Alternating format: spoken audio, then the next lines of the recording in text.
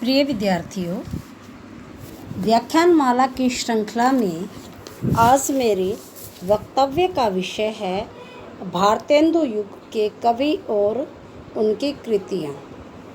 यह तो आपको पिछले वक्तव्य में बता दिया गया था या आपको इसकी जानकारी है कि सन 1850 और कुछ विद्वान 1857 से लेकर के 1885 तक के समय को हिंदी साहित्य के आधुनिक काल में भारतेंदु युग के नाम से जानते हैं। जिस भी काल के अंदर जितनी भी महान विभूतियाँ हुई हैं, चाहे उन्होंने काव्य लिखने का कार्य किया है या गद्य लिखने का कार्य किया है, उनको इस काल में विशेष ख्याति प्राप्त है और इस काल की उन विभूतियों द्वारा रचित रचनाओं के कारण ही इस काल को जो है भारतेंदु काल के नाम से जाना जाता है, क्योंकि इस काल के कवियों ने, लेखकों ने भारतेंदु परंपरा को ही आगे बढ़ाने का कार्य किया। इस भारतेंदु श्रृंखला के अंदर जितने भी कवि आते हैं, उनमें सर्वप्रथम नाम आता है भारतेंदु बाबू हरिश्चंद्र जी का। ये आपको पता है कि भारतेंदु जी का जन्म सन 1850 ईस्वी में हुआ और इनका जो देहावसान है या स्वर्गवास है, इनके 35 वर्ष की उम्र के अंतर्गत ही हो गया था, यानी सन 1885 ईस्वी के अंदर ये इस संसार से विदा हो गए थे। लेकिन व्यक्ति के सद्कर्म हमेशा याद किए जाते हैं, उनकी अच्छाइयों को याद किया जाता, वो कभी मरती नहीं है। इसलिए भारतेंदु जो है मर कर भी हिंदी साहित्य में आज अमर हो गई हैं और उनको अमर बनाने वाली जो कृतियां हैं, उनको जो है साहित्य के अंदर सम्मान पूर्वक, आदर पूर्वक पढ़ा और पढ़ाया जाता है। भारतेंदु जी की जो काव्य कृतियां हैं, उनके अंदर जो भारतेंदु ग्रंथावली है, उसमें इनकी 70 काव्य की जो कृतियां हैं संकलित हैं।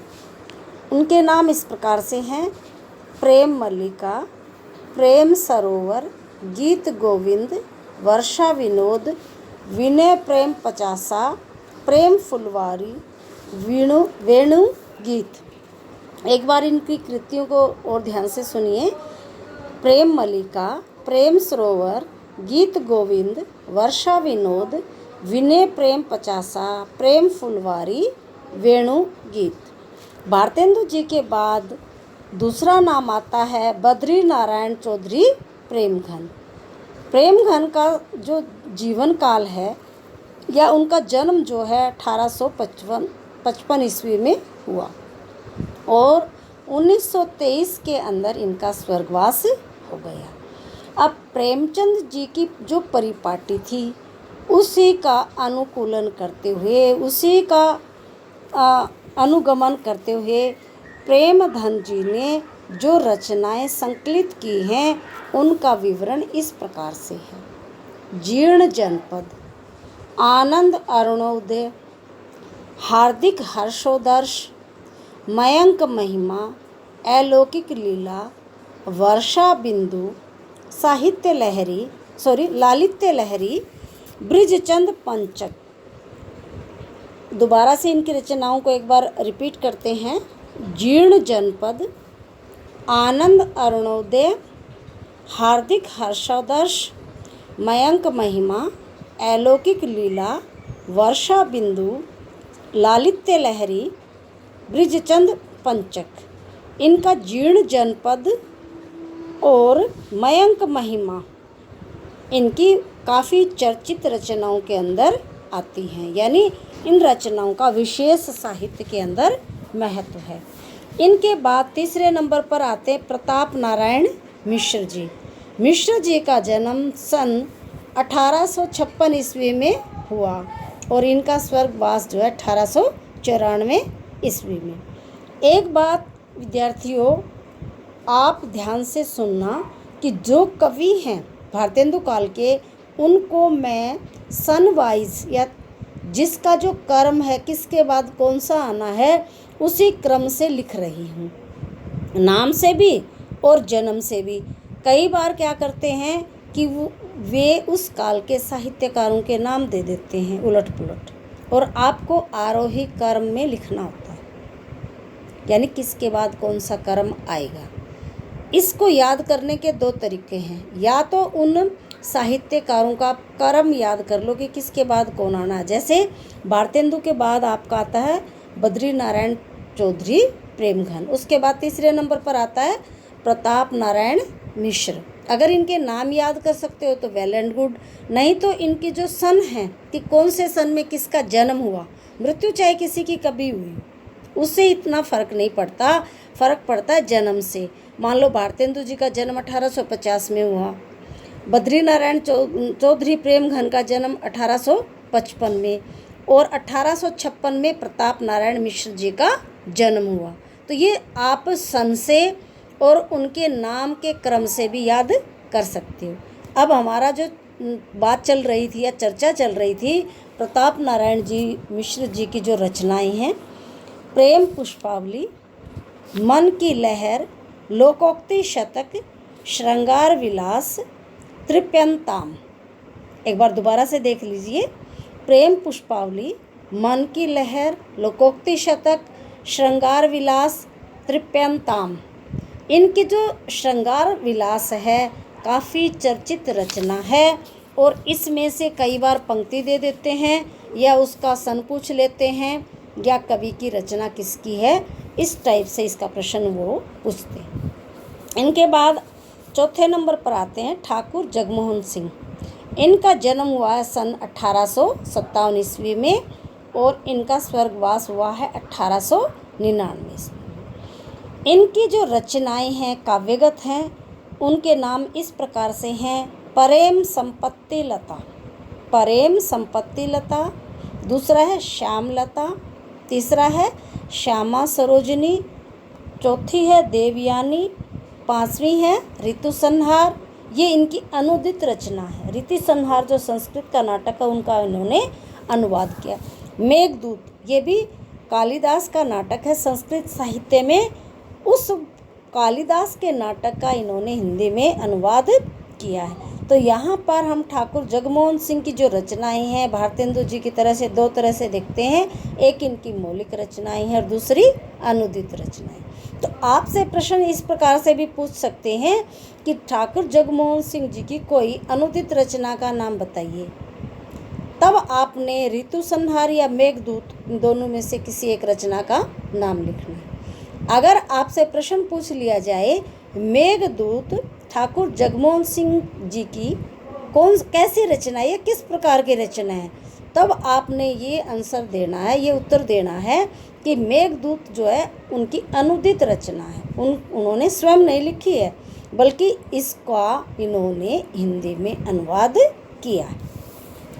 इसके बाद आते हैं अंबिका दत्त व्यास। इनका जन्म हुआ है 1858 ईस्वी में, और इनकी जो मृत्यु हुई है 1900 ईस्वी के अंतर्गत। इनकी जो प्रसिद्ध रचनाएं हैं पावस पचासा, सुरवी सतसई, हो होरी, विहारी बिहार, यानी इनकी जो हो होरी रचना है काफ़ी चर्चित है, और इस रचना में से भी बहुत बार प्रश्न पूछते हैं। हो होरी और पावस पचासा इनकी प्रसिद्ध रचनाओं के अंतर्गत आती हैं। नेक्स्ट आते हैं राधा कृष्ण दास।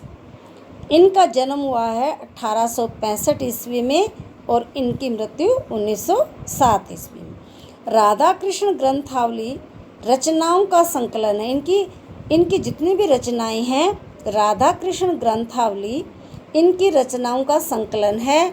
इनमें जो इनकी रचनाएं हैं भारत 12 वासा, भारत 12 वासा, देश दिशा, देश दशा, दिशा नहीं सॉरी देश दशा, कि देश की दशा कैसी है, रहीम के दोहों पर कुंडलियों की रचना, रहीम के दोहों पर कुंडलियों की रचना। अब राधा कृष्ण दास जी के ऊपर आपसे ये भी प्रश्न पूछा जा सकता है कि भारतेंदु काल के कौन से कवि रहीम के दोहों पर कुंडलियाँ रचते थे? तो आपका सीधा साधा सा आंसर बन जाएगा राधा कृष्ण दास, क्योंकि एग्जामिनर जो है प्रश्न में से प्रश्न निकालता है, उत्तर में से प्रश्न निकालता है, इसलिए आपको इन दोनों की जानकारी होना अति आवश्यक। इनके बाद आता है नवनीत चतुर्वेदी। नवनीत चतुर्वेदी भी भारतेंदुकालीन कवियों में गिने जाते हैं और इनका जन्म हुआ 1868 ईस्वी। 1919 ईस्वी में इनका देहांत हुआ है। इनकी जो रचना एक ही है, कुब्जा पचीसी। नवनीत जी की जो रचना है कुब्जा पचीसी। इसके बाद आते हैं गोविंद गिल्ला भाई। गोविंद गिल्ला भाई, इनकी जो रचनाएं हैं श्रृंगार सरोजिनी, पावस पयोनिधि, राधामुख सोडसी, षड ऋतु, नीति गोविंद। गोविंद गिल्ला भाई की रचनाएं श्रृंगार सरोजिनी, पावस पयोनिधि, राधामुख सोडसी, षड ऋतु, नीति गोविंद। इनके बाद नाम आता है राधाचरण गोस्वामी। राधाचरण गोस्वामी, और इनकी एक ही रचना है नवभक्तमाल। नवभक्तमाल एक रचना आपको आदिकाल में भी मिलती है जो नाभादास की है, वो है भक्तमाल। यहाँ प्यारे विद्यार्थियों आपको मैं स्पष्ट करना चाहती हूँ कि आधुनिक काल की जो रचना उसके आगे नव शब्द लिखा हुआ है, और उस रचना के रचयिता कौन है? राधाचरण गोस्वामी। और जो भक्ति काल की रचना है उसके रचनाकार हैं नाभादास। इसके बाद आते हैं दुर्गादास व्यास। इनकी एक ही रचना है अदमोदय द्वार शतक। अदमोदय द्वार शतक। अब इसके बाद हिंदी गद्य का जो आगे प्रश्न चलेंगे कि इस काल में आकर के हिंदी की खड़ी बोली में काव्य रचनाएं नहीं हुई थी, बल्कि भारतेंदु जी ने उपन्यास नाटकों का भी सूत्रपात कर दिया था। तो अब आधुनिक काल पर या पुनर्जागरण काल पर, भारतेंदु काल पर जितने छोटे प्रश्न बनते हैं उनके लिए मैंने एक श्रृंखला जो है व्याख्यानमाला की तैयार की। उसको मैंने 2 भागों में बांटा है। एक के अंतर्गत अब जो 50-40 प्रश्न आएंगे उनको, और फिर एक और व्याख्यान मेरा जो ऑब्जेक्टिव टाइप है, अति लघुत्रात्मक प्रश्न हैं, उनके ऊपर जाएगा। अब इनके ऊपर जो जो आपके लघुत्रात्मक प्रश्न बनते हैं उनके ऊपर विचार करते हैं। पहला प्रश्न है, हिंदी गद्य का सूत्रपात कब से माना गया है? हिंदी गद्य का सूत्रपात कब से माना गया है? सन 1900 ईस्वी, यानी भारतेंदु काल से ही हिंदी गद्य का जो है सूत्रपात हुआ, प्रारंभ हुआ है। प्रश्न दूसरा है, सर सैयद अहमद खां किस भाषा के विरोधी थे? सर सैयद अहमद खां किस भाषा के विरोधी थे? आपका आंसर है हिंदी। इनके नाम से ही स्पष्ट है कि ये उर्दू के हैं, ये मुस्लिम हैं, इसलिए आपको पता है कि उस समय उर्दू के समर्थक मुस्लिम लोग थे और हिंदी भाषी लोग जो थे हिंदू थे। इनके बाद तीसरा प्रश्न है, उर्दू के समर्थक फ्रांस के कौन विद्वान थे? यानी जो फ्रांस के रहने वाले थे और वो किस भाषा के समर्थक थे? उर्दू भाषा के। उनका नाम है गारसा दा तासी। गारसा द तासी।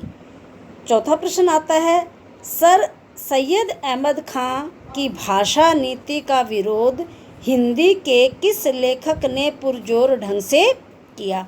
यानी यह कहने का विचार क्या, प्रश्न क्या है कि सर सैयद अहमद खां की जो भाषा नीति थी उसका विरोध करने वाले हिंदी के कौन से विद्वान थे? यानी उन्होंने जोरदार ढंग से उसका क्या किया, विरोध किया। आपका उत्तर है भारतेंदु हरिश्चंद्र जी। भारतेंदु बाबू हरिश्चंद्र जी जो थे हिंदी के प्रबल समर्थक थे और उन्होंने सर सैयद अहमद खां का क्या किया, विरोध। नेक्स्ट प्रश्न है, इतिहास तिमिरनाशक पुस्तक के लेखक कौन है? इतिहास तिमिरनाशक पुस्तक के लेखक कौन है? उत्तर है राजा शिव प्रसाद सितारे हिंद। राजा शिव प्रसाद सितारे हिंद। नेक्स्ट प्रश्न है, मानव धर्म सार पुस्तक के रचयिता कौन हैं? मानव धर्म सार पुस्तक के रचयिता कौन हैं? उत्तर है राजा शिव प्रसाद सितारे हिंद। राजा शिव प्रसाद सितारे हिंद। नेक्स्ट प्रश्न है, प्रजाहितैषी पत्र आगरा से किसने निकाला? प्रजाहितैषी पत्र आगरा से किसने निकाला? उत्तर है राजा लक्ष्मण सिंह। राजा लक्ष्मण सिंह। नेक्स्ट प्रश्न है, हमारे मत में हिंदी और उर्दू दो बोली न्यारी न्यारी हैं। हमारे मत में हिंदी और उर्दू दो बोली न्यारी न्यारी हैं। यह कथन किस लेखक का है? यह कथन किस लेखक का है? उत्तर है राजा लक्ष्मण सिंह। राजा लक्ष्मण सिंह। नेक्स्ट प्रश्न है, पंजाब में उर्दू का विरोध करने वाले और हिंदी के समर्थक विद्वान कौन थे? पंजाब में उर्दू का विरोध करने वाले और हिंदी के समर्थक विद्वान कौन थे? उत्तर है नवीन चंद राय।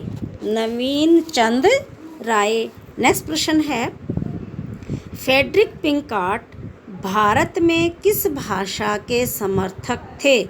फ्रेडरिक पिंकार्ट भारत में किस भाषा के समर्थक थे? आंसर है हिंदी। फ्रेडरिक पिंकार्ट जो थे हिंदी भाषा के समर्थक थे। नेक्स्ट प्रश्न है, भारत में अंग्रेजी शिक्षा का प्रचार प्रसार सर्वप्रथम किस प्रांत में हुआ? भारत में अंग्रेजी शिक्षा का प्रचार प्रसार सर्वप्रथम किस प्रांत में हुआ? उत्तर है बंगाल, यानी पश्चिमी बंगाल के अंदर सबसे पहले अंग्रेजी का प्रचार प्रसार हुआ। नेक्स्ट प्रश्न है, बनारस सेंट्रल हिंदू कॉलेज की स्थापना का श्रेय किसको जाता है? बनारस सेंट्रल हिंदू कॉलेज की स्थापना का श्रेय किसको जाता है? Shrimati Annie Besant. Shrimati Annie Besant. Next प्रश्न है, आधुनिक काल का जनक किसको कहा जाता है? आधुनिक काल का जनक किसको कहा जाता है? भारतेंदु जी को। इस प्रश्न को आपसे ऐसे भी पूछ सकते हैं कि पुनर्जागरण काल का नामकरण किसके आधार पर किया गया है? भारतेंदु जी के नाम पर।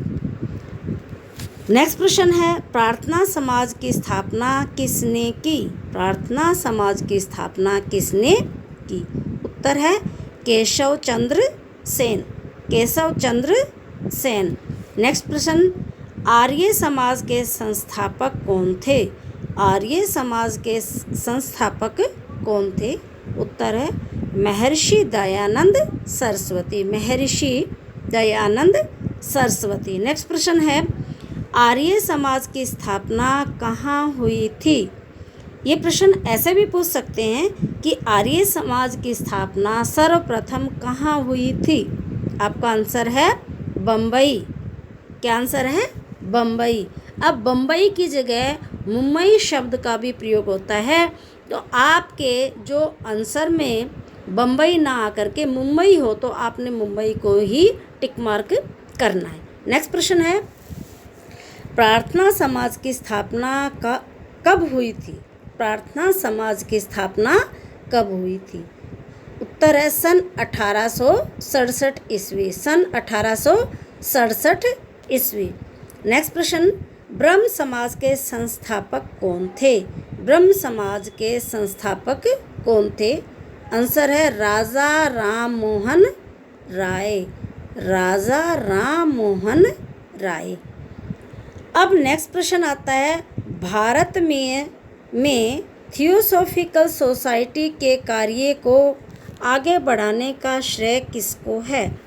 भारत में थियोसॉफिकल सोसाइटी के कार्य को आगे बढ़ाने का श्रेय किसको है? उत्तर है Shrimati Annie Besant. Shrimati Annie Besant. Next प्रश्न है, हिंदी प्रचार में किस संस्था का योगदान सर्वाधिक है? हिंदी प्रचार में किस संस्था का योगदान सर्वाधिक है? उत्तर है आर्य समाज। आर्य समाज। हिंदी भाषा का प्रचार प्रसार करने में सबसे अधिक किस संस्था ने योगदान दिया? आर्य समाज ने। भारतेंदु युग की समय सीमा क्या है? भारतेंदु युग की समय सीमा क्या मानते हैं? सन 1857 ईस्वी से 1900 ईस्वी तक। सन 1857 से 1900 ईस्वी तक। नेक्स्ट प्रश्न है, महावीर प्रसाद द्विवेदी जी ने सरस्वती पत्रिका का संपादन भार कब संभाला? महावीर प्रसाद द्विवेदी जी ने सरस्वती पत्रिका का संपादन भार कब संभाला? उत्तर है सन 1903 ईस्वी। सन 1903 ईस्वी। इससे रिलेटेड एक प्रश्न और बनता है कि सरस्वती पत्रिका का संपादन जो है सर्वप्रथम कब हुआ? सरस्वती पत्रिका का सर्वप्रथम संपादन कब हुआ? सन 1900 ईस्वी में। नेक्स्ट प्रश्न है, भारतेंदु जी का जीवन काल कितने वर्ष का था? भारतेंदु जी का जीवन काल कितने वर्ष का था? आपका उत्तर है 35 वर्ष। 35 वर्ष। इस प्रश्न को बच्चों ऐसे भी पूछा जा सकता है कि भारतेंदु जी ने कितने साल तक हिंदी साहित्य की सेवा की? भारतेंदु जी ने कितने वर्ष तक हिंदी साहित्य की सेवा की? यानी कि 35 वर्ष। जितने साल वो जीवित रहे उतने साल ही उन्होंने हिंदी साहित्य की सेवा की। नेक्स्ट प्रश्न है, पंडिताऊपन किस लेखक की भाषा में आचार्य रामचंद्र जी शुक्ल ने माना है? पंडिताऊपन किस लेखक की भाषा में आचार्य रामचंद्र शुक्ल जी ने माना है? आंसर है सदासुख लाल। सदासुख लाल। सदासुख लाल। हिंदी साहित्य को नवीन विषयों की ओर प्रेरित करने का श्रेय या प्रवृत्त करने का श्रेय किस लेखक को जाता है? हिंदी साहित्य को नवीन विषयों की ओर प्रवृत्त करने का श्रेय किस लेखक को जाता है? उत्तर है भारतेंदु जी। उत्तर है भारतेंदु जी। भारतेंदु जी ने, नेक्स्ट प्रश्न है, भारतेंदु जी ने किस नाटक में अभिनय किया था? भारतेंदु जी ने किस नाटक में अभिनय किया था? उत्तर है जानकी मंगल नाटक में। जानकी मंगल नाटक में। नेक्स्ट प्रश्न है, किस लेखक ने नाटकों में अभिनय करने के लिए अपने पिताजी से मूंछ मुंडवा लेने की आज्ञा मांगी थी?